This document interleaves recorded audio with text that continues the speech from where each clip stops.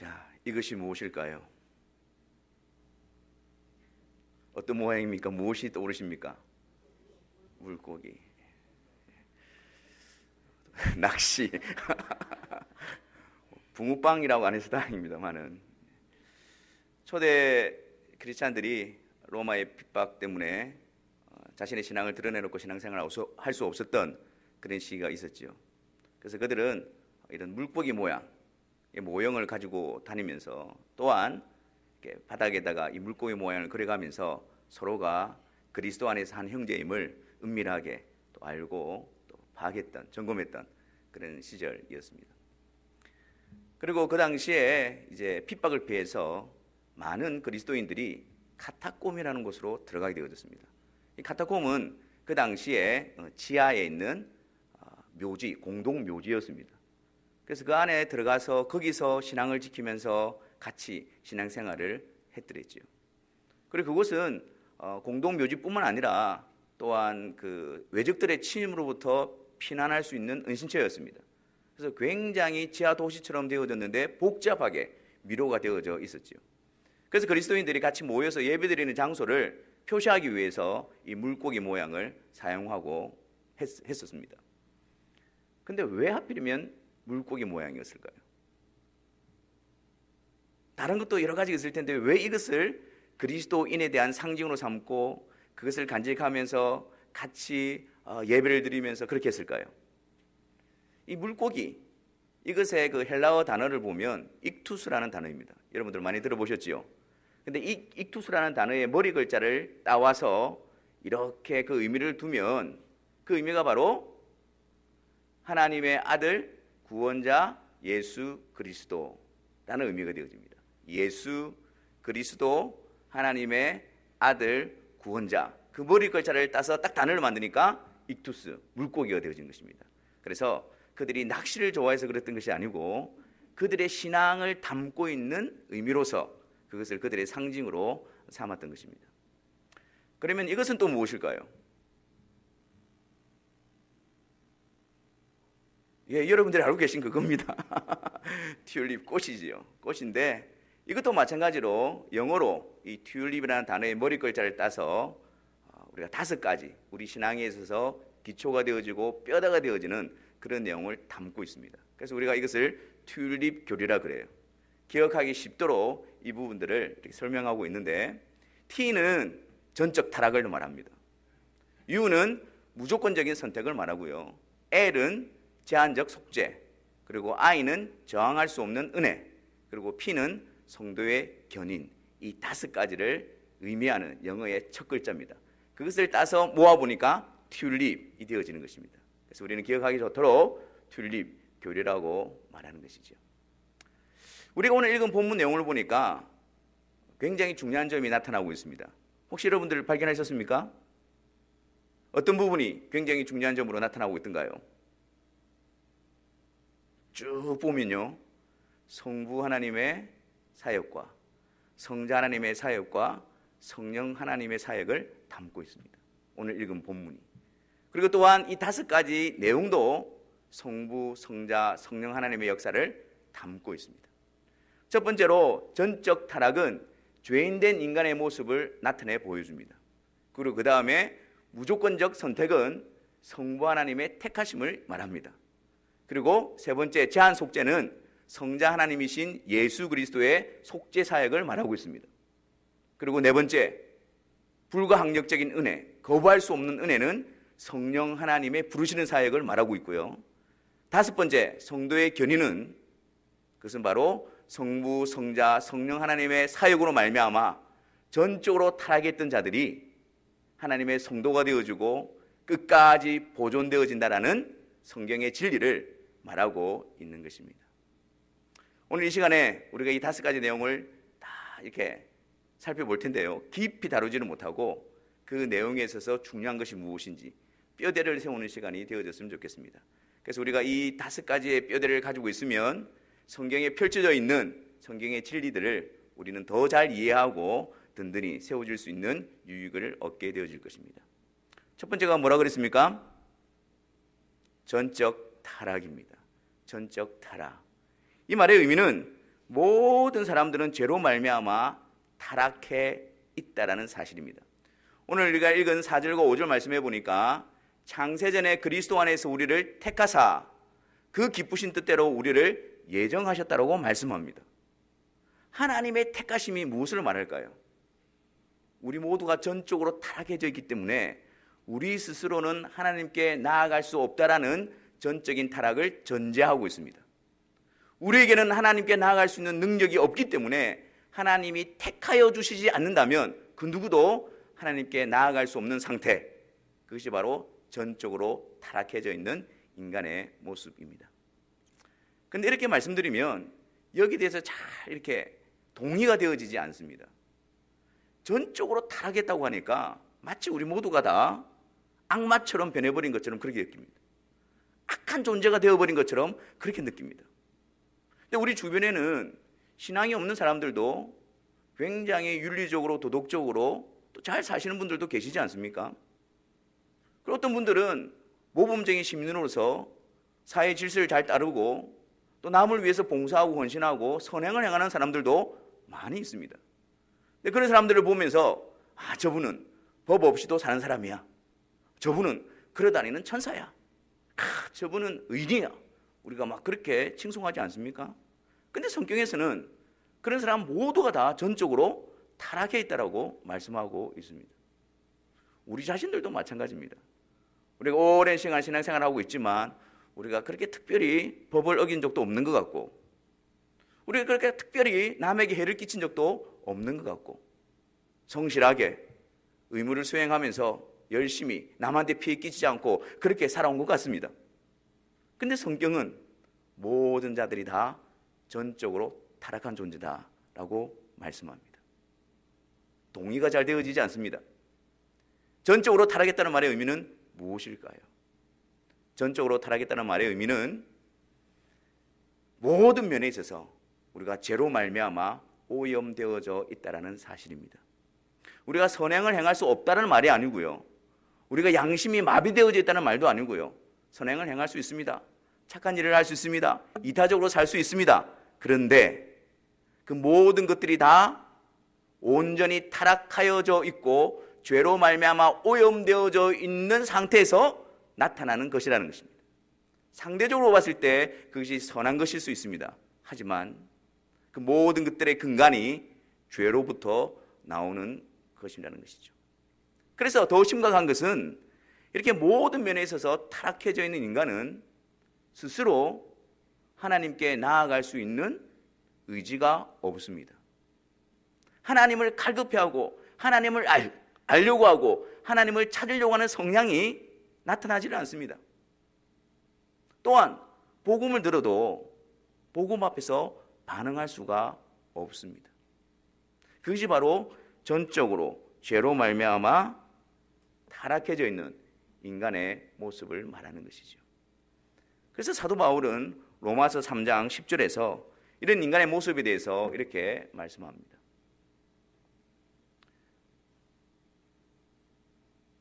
손발을 맞췄는데 없습니까? 로마서 3장 10절 말씀을 한번 보겠습니다. 로마서 3장 10절 말씀 제가 읽어드릴게요. 기록된 바 의인은 없나니 하나도 없으며 깨닫는 자도 없고 하나님을 찾는 자도 없고 다 치우쳐 함께 무익하게 되고 선을 행하는 자는 없나니 하나도 없도다. 그들의 목구멍은 열린 무덤이요 그의 혀로는 속임을 일삼으며 그 입술에는 독사의 독이 있고 그 입에는 저주와 악독이 가득하고 그 발은 피 흘리는 데 빠른지라. 파멸과 고생이 그 길에 있어 평강의 길을 알지 못하였고 그들의 눈앞에 하나님을 두려워함이 없느니라. 이것이 죄로 물든 인간의 모습인 것입니다. 그들 스스로는 하나님 앞에 나아갈 수 없는 존재. 여러분, 이것을 확인하고 우리는 두 번째 교리로 나아갑니다. 두 번째가 뭐였습니까? 무조건적인 선택입니다. 주권적인 선택입니다. 인간이 전적으로 타락해 있기 때문에 하나님을 찾아갈 수 있는 그런 능력이 없는 상황이기 때문에 하나님이 선택하지 않고서는 그 누구도 하나님 앞에 나아갈 수 없다라는 사실입니다. 우리가 방금 읽었듯이 4절 말씀과 5절 말씀에 하나님이 우리를 택하셨다라고 말합니다. 그리스도 안에서 우리를 예정하셨다라고 말합니다. 그래서 우리가 하나님께로 나아가는 것입니다. 내가 하나님을 선택했다면 그것은 바로 하나님이 나를 선택하셨기 때문입니다. 내가 하나님께로 나아왔다면 그것은 하나님이 나를 부르셨기 때문입니다. 내가 결정하고 내가 결단하고 내가 하나님께 나아갈 수 있는 능력이 없기 때문에 우리가 하나님께 나아가는 유일한 근거는 오직 성부 하나님의 택하심, 선택 외에는 없는 것입니다.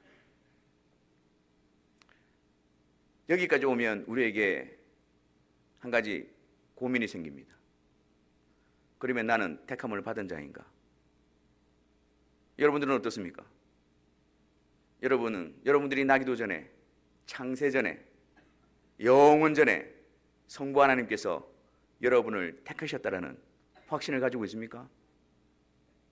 어떤 근거로 여러분들은 그렇게 확신하실 수가 있습니까? 어떻게 알 수 있을까요? 여러분, 우리가 성부 하나님의 택하심을 알 수 있기 위해서 우리 자신을 들여다봐서는 도무지 그것을 알 수가 없습니다. 근데 자꾸 우리는 우리 자신을 들여다봅니다. 우리 안을 들여다봅니다. 내가 어떤 존재인가? 내가 택함을 받았을까? 이런 것으로서 우리는 고심을 합니다. 하지만 우리 내부에는 하나님의 택함을 받을 수 있는 근거나 증거가 전혀 없습니다. 왜냐하면 무조건적 선택이란 말은 하나님이 우리를 선택하실 때에 우리에게 어떤 조건이 있어서 선택하신 것이 아니라 오직 그분의 기뻐하시는 뜻대로 결정대로 선택하셨기 때문에 아무리 우리 안을 들여다보아도 하나님이 우리를 선택하신 근거를 찾을 수가 없는 것입니다. 그러면 하나님께서 우리를 선택하신 것을 우리는 어떻게 확증할 수가 있을까요? 그리스도를 바라봐야 됩니다. 그리스도께로 나와야 됩니다. 자, 창세전에 성부 하나님께서 그 구원하실 자를 택하실 때 어디 안에서 택하셨다고 합니까? 그리스도 안에서. 그리고 그 택한 자들을 깨끗게 하실 때 누구로 말미암아? 그리스도로 말미암아. 그 깨끗하게 한 자를 누구와 연합시키셔서? 그리스도와 연합시키셔서 그리스도 안에서 기업이 있게 하시고 그리스도와 동행하게 하시고 그리스도 안에서 지키시고. 하나님의 택하심의 증거는 그리스도를 바라볼 때에, 그리스도께 나올 때에 우리는 그 확증을 가질 수가 있는 것입니다. 내가 그리스도 앞에 서서 그분에 대한 믿음의 고백을 가지고 있으며 그분을 알아가고자 하는 갈망이 있으며 그분을 배우고 그분을 따르며 그분과 동행하는 그 역사가 우리 가운데 일어나고 있다면 이것은 성부 하나님의 택하심과 그리고 그리스도 안에서 성령 하나님이 이끌어 가시는 역사로 우리는 확증할 수가 있는 것입니다. 그래서 여러분, 내가 택함을 받았을까? 내가 하나님의 택하심 가운데 있을까? 여기에 머물러 있지 말고, 여기에 여러분들이 매여 있지 말고 어디로요? 예수 그리스도께로 나아가십시오. 예수 그리스도가 누구신지를 배우십시오. 예수 그리스도에 대한 믿음을 달라고 은혜를 강구하십시오. 그 자리가 하나님의 택하심의 증거가 온전히 드러나는 자리인 것입니다.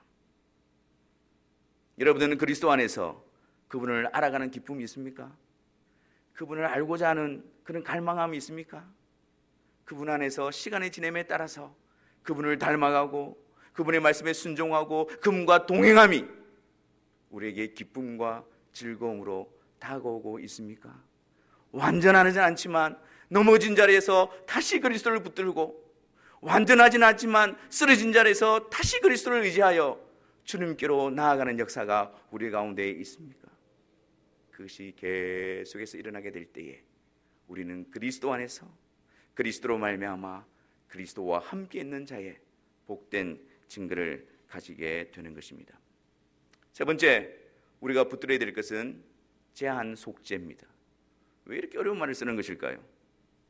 그냥 속죄 하면 될 텐데 왜 제한, 한정 이런 단어를 쓸까요? 오늘 7절 말씀해 보니까 우리는 그리스도 안에서 그의 은혜의 풍성함을 따라 그의 피로 말미암아 속량 곧 죄사함을 받았느니라 라고 말합니다. 누가요? 모든 사람이? 누가요? 우리는 이라고 이야기합니다. 지금 어떤 문맥에서 말하고 있습니까? 창세전에 그리스도 안에서 택하신 자들, 그들에 대해서 말하고 있습니다.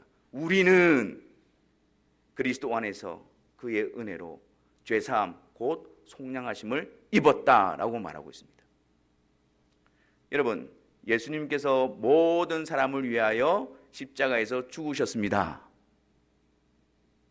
어떻게 생각하십니까? 정말입니까? 참말입니까? 진짜입니까? 우리는 일반적으로 그렇게 이해를 하고 있었습니다. 예수님께서 십자가에서 모든 사람의 죄를 대신 담당하시고 죽으셨습니다. 그게 예수님에 대한 바른 신앙의 고백인 줄 알고 있었습니다. 하지만 그렇지 않습니다. 예수님은 처음부터 그리스도 안에서 하나님께서 그에게 맡겨주신 자들을 붙들고 계셨고, 그리고 십자가에 계실 때도 그들을 붙들고 십자가에서 그들의 죄의 형벌과 진노를 담당하셨고 그들의 속죄를 이루신 것입니다. 그래서 제한 속죄라고 말하고 있는 것입니다. 모든 사람을 위해서 죽으셨고, 그리고 각 사람의 선택에 따라서 예수님의 보혈의 공로가 다르게 나타나는 것이 아닙니다.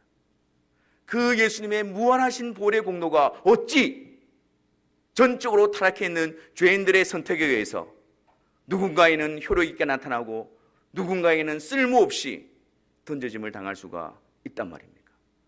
예수 그리스도의 피는 낭비됨이 없습니다. 예수 그리스도의 피는 무효하게 되어진 일이 없습니다. 예수 그리스도는 오직 하나님의 택하신 자들을 위해서 피 흘려 주셨고 속량을 온전히 이루어 주신 것입니다. 물론 예수님의 피는 모든 사람의 죄를 속하고도 남을 만큼 충분한 효력과 가치가 있습니다.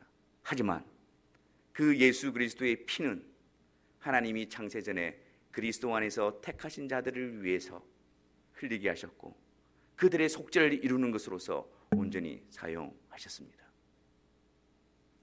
수요기도회 때 참석하신 분들은 아시겠지만 출애굽기에 보면 대제사장의 의복에 대해서, 복장에 대해서 나오는 부분이 있습니다. 기억나십니까? 대제사장의 복장을 보면 가슴에 뭔가를 달았죠. 그게 뭡니까? 흉패를 달았습니다. 이 사각형 이 천에다가 이 흉패를 달았는데 그 중간에 있는 가슴에 있는 겁니다. 근데 거기에 뭐가 있습니까? 12개의 보석이 있습니다. 그 12개의 보석의 이름이 무엇입니까? 그걸 물어보려고 하는 것이 아니고, 이 12개의 보석은 이스라엘의 12지파, 각 지파를 상징합니다. 그것이 대제사장의 가슴에 붙어 있습니다. 그리고 그 어깨에는 뭐가 있습니까? 호마노 보석이라고 하는 곳에 6개 지파가 각각 새겨져서 그 대제사장의 어깨에 있습니다. 대제사장이 희생의 제물의 피를 가지고 하나님 앞에 나아갈 때에 그의 가슴에 하나님께서 예수 그리스도에게 맡기신 영혼을 품고 나아가는 것입니다. 그의 어깨에 하나님께서 창세전에 그리스도 안에서 그 그리스도께 주신 그 영혼들을 어깨에 메고 하나님께 나아가는 것입니다. 그들을 구속하기 위해서, 그들을 하나님과 화목케 하시기 위해서 그들을 품고 그들을 메고 대제사장 되신 예수 그리스도께서 하나님 앞으로 나아가는 것입니다. 예수님께서 십자가에서 죽으시고 누구든지 나를 믿는 자에게 내가 속죄함을 베풀겠다 그렇게 하신 것이 아니라 처음부터 하나님이 맡기신 자들을 가슴에 품고 그들을 위해서 피 흘리시고 그들을 하나님 앞에 의롭게 하시기 위해서 그들과 함께 주님께서 하나님께로 나아가신 것입니다. 그래서 우리는 예수님의 피는 모든 사람의 죄를 속죄할 수 있는 효력이 있지만 하나님께서 택하신 자들을 위해서 흘리신 피입니다 라고 고백하는 것이 바른 믿음의 고백이 되는 것입니다. 네 번째는요, 무엇입니까? 네 번째는 불가항력적인 은혜, 거부할 수 없는 은혜, 이것을 우리는 효과적인 부르심이라고 말하기도 합니다. 이 부분에 와서는 우리는 성령 하나님의 사역을 배우게 되어집니다. 13절 말씀을 한번 보십시오. 같이 한번 읽어보겠습니다. 시작. 그 안에서 너희도 진리의 말씀 곧 너희의 구원의 복음을 듣고 그 안에서 또한 믿어 약속의 성령으로 인치심을 받았으니. 자, 성부 하나님께서 조건 없는 우리들, 자격 없는 우리들을 그분의 뜻에 의해서 택하시고 그리스도 안에서, 그리고 때가 되어 그리스도를 보내어 그들의 죄를 속죄하시고, 이번에는 성령 하나님을 그들에게 보내셔서 그들로 하여금 구원의 은혜를 얻도록 역사하시는 것입니다. 그런데 성령 하나님께서 택한 자들을 그리스도께로 부르시는 그 방법을 한번 보십시오. 어떻게 성령께서 택한 자들을 그리스도께로 이끌어 오십니까? 그 안에서 너희도 진리의 말씀 곧 너희의 구원의 복음을 듣고 그 안에서 또한 믿어라고 말합니다. 성령의 역사, 성령께서 택하신 자들을 부르시는 그 부르심의 역사는 구원의 복음을 듣게 하시고 또한 그것을 믿게 하심으로 성령의 인치심, 성령의 소유된 자로서 하나님의 택한 자로 세워지게 되는 것입니다. 네, 여러분, 보통 우리가 성령의 부르심에는 두 가지가 있습니다. 첫 번째는 일반적인 부르심입니다. 그 일반적인 부르심은 복음 선포입니다. 복음이 선포되어지는 자리마다 모든 자들이 다 예수님을 믿던가요? 복음을 전하기만 하면, 모든 사람들이 듣기만 하면 예수님을 믿고 예수님께로 나오던가요? 아닙니다. 오히려 그 반대입니다. 왜요? 전적으로 다 타락해 있는 존재이기 때문에. 그런데 그들 가운데서 복음을 듣고 믿음을 가지는 자들이 있습니다. 그것은 그들의 결단 때문이 아니고 성령 하나님의 특별한 부르심이 있었기 때문입니다. 효과적인 부르심이 있기 때문입니다. 하나님의 뜻을 이루는 그 은혜의 자로 이끄시는 성령님의 부르심이 있기 때문입니다. 일반적인 부르심, 복음 선포를 통해서 성령의 특별한 부르심, 그들 가운데 믿음을 창조하시고 새롭게 하셔서 그리스도께로 부르시고 나오게 하시는 그 특별한 성령의 부르심이 있었기 때문에 우리가 택한 자로서 믿음 안에 세워지게 되는 것입니다. 복음 선포, 일반적인 부르심과 택한 자들 가운데 믿음을 창조하시는 특별한 부르심이 같이 세워질 때에 하나님의 구원의 은혜는 효력 있게 우리 가운데에 베풀어지게 되는 것입니다. 그래서 종교개혁자 칼빈은 이렇게 말하는 것을 즐겨했다고 합니다. 설교를 할 때 두 사람이 서 있다. 한 사람은 하나님의 말씀을 가지고 복음을 선포하기 위해서 임직받은 하나님의 종이며, 또 한 사람은 그 복음 선포를 통해서 하나님의 택한 자를 부르시는 성령 하나님이시다. 여러분, 이 시간 우리가 하나님의 복음을 듣는 이 시간, 일반적인 부르심 가운데에 우리 각 사람 심령 가운데에 성령께서 특별하게 역사하셔서 택한 자로서 거듭나는 역사와 택한 자로서 주님을 통해서 매일매일 자라나고 양육받는 역사가 이 시간을 통해서 일어나야 할 것입니다. 우리가 그래서 사모함으로 그것을 간구하고 그 사모함으로 우리는 그 자리에 깨어있기를 간구해야 할 것입니다. 그런데 여러분, 불가항력적인 은혜라는 단어를 쓰니까 좀 느낌이 어떻습니까? 나는 가기 싫은데, 나는 거부하고 싶은데 성령님께서 억지로 이렇게 끌고 가는 듯한 그런 느낌이 들지 않습니까? 아주 강압적으로 폭력을 행사해서 끌고 가는 느낌이 들지 않습니까? 근데 그것은 이 교리를 잘못 이해한 것입니다. 성령 하나님께서 부르시는 부르심은요, 우리의 마음을 밝히시고 우리에게 지혜와 총명을 주셔서 그리스도를 알게 하시고 우리의 돌같이 굳어있는 마음을 깨뜨리시고 부드러운 마음을 주셔서 그 그리스도를 기쁨으로 받아들이게 하셔서 자원하는 마음으로 기쁨으로 주님 앞에 나오도록 부르시는 것입니다. 여러분들이 처음 예수님을 나의 구주로 믿고 주님 앞에 나와서 회개하며 주님이 나의 구주이십니다 라고 고백했을 때 얼마나 기뻐했습니까? 주님이 나의 구주라는 사실을 성령을 통해서 깨달았을 때 그때 여러분 얼마나 감사함으로 주님 앞에 나왔습니까? 그럴 수 없는 우리들에게 성령께서 강하게 부르셔서 우리 마음 가운데에 기쁨으로 주님 앞에 나오게 하시는 것입니다.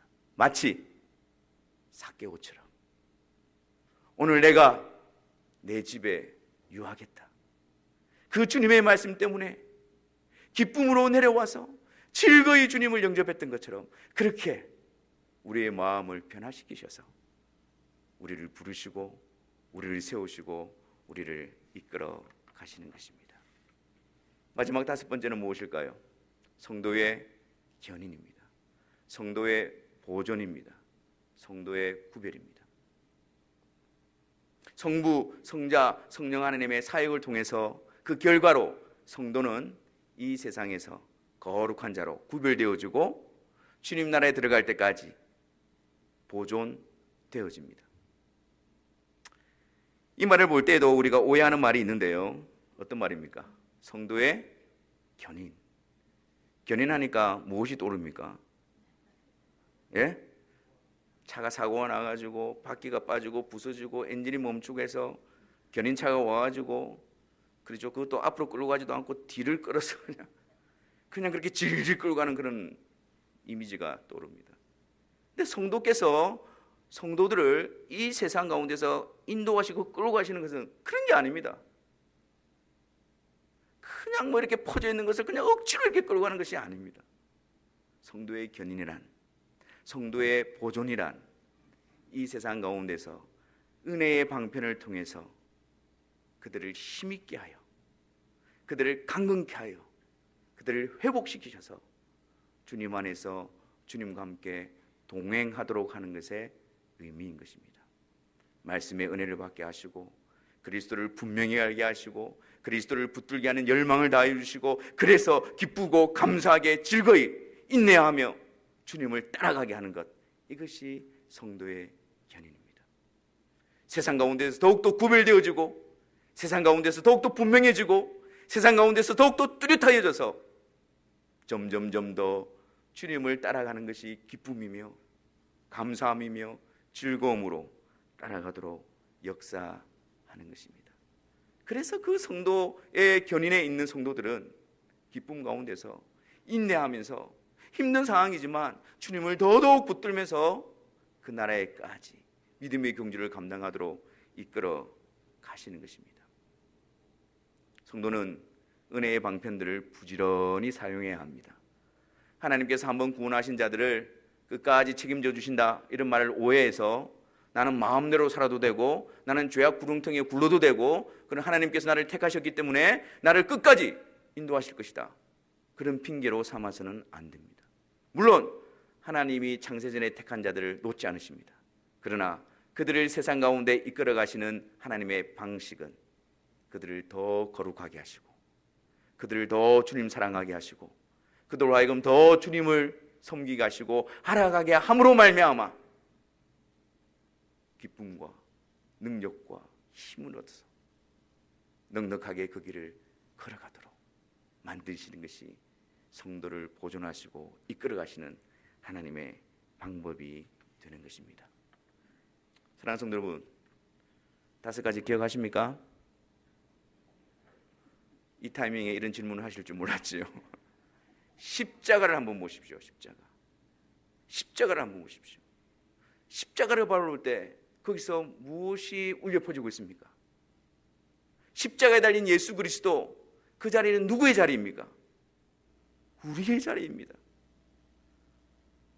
내가 죄인이고 내가 받아야 될 진노와 저주를 지금 죄 없으신 예수님이 대신 받고 계신 것입니다. 그래서 우리는 십자가를 바라볼 때 우리가 하나님 앞에서 아무런 자격이 없고 조건이 없고 타락해져 있는 죄인이라는 사실을 인정할 수밖에 없습니다. 또한 이 십자가를 바라보면서 주님이 나의 구주이십니다라는 이 고백은 세상의 지혜로 할 수 있는 것이 아니기에 하나님께서 나를 택하셨다라는 복된 증거로 우리에게 다가옵니다. 그리고 그 십자가는 나를 택하신 하나님의 뜻에 따라 나의 죄를 위해서 피 흘려주신 나의 구주 예수 그리스도의 힘을 고백하게 합니다. 그리고 성령께서 우리와 함께 계셔서 영원한 속죄의 효력을 가지시고 하나님과 화목하게 하시고 그리스도 안에서 기업을 약속하신 대로 우리를 이끌어 가실 것을 확증하면서 성령께서 우리 안에 부어주시는 놀라운 은혜로 점점점 더 점진적으로 성화되어져 가고 주님을 따라감으로 그 믿음으로 믿음의 경주를 감당하게 하시는 그 놀라운 성부, 성자, 성령 하나님의 역사를 보게 되는 것입니다. 우리를 향해서 베풀어 주신 이 놀라운 역사 앞에서 여러분들은 어떻게 반응하시겠습니까? 찬송하리로다. 그것 외에는 없습니다. 아무런 자격 없는 나를 그분의 택하심과 그 아들의 구속하심과 성령님의 부르신 역사를 통해서 그 약속을 이루시는 그 하나님 앞에서 날마다 찬송하리로다. 날마다 감사하리로다.